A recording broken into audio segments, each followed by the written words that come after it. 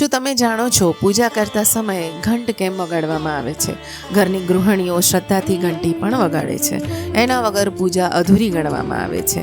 એના પાછળનો ઇતિહાસ આજે સમજીએ. એક સમયની વાત છે, માતા પાર્વતી લગ્ન કરીને નવા કૈલાશ પર પધાર્યા હતા. કૈલાશ પર પગ મૂકતાની સાથે જ એમણે કૈલાશની દશા જોઈ, જ્યાં લોકો લડતા ઝઘડતા, વસ્તુઓ અહીંયા ત્યાં પડેલી, સફાઈનો છાંટો જ નહોતો.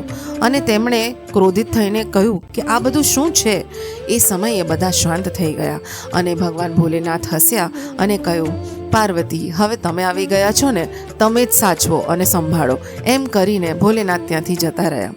ત્યારે મા પાર્વતીએ બધા જ ગણોને સ્નાન કરવા કહ્યું. પોતે ઝાડુ લીધું, આખી કૈલાશની સફાઈ કરી અને સ્વાદિષ્ટ ભોજન બનાવ્યું અને ભોલેનાથની પૂજા કરી અને એમને અર્પણ કર્યું.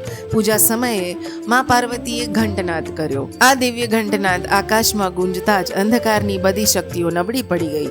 તારકાસુરની સેનાના કાન અને નાકમાંથી લોહી વહેવા લાગ્યું. ત્યારે મા પાર્વતીએ કહ્યું, જે ગૃહિણી ધ્યાનપૂર્વક ઘંટ વગાડીને પૂજા કરે છે તેના ઘરમાં ગરીબી અને દુષ્ટ શક્તિઓ ક્યારેય નહીં આવે.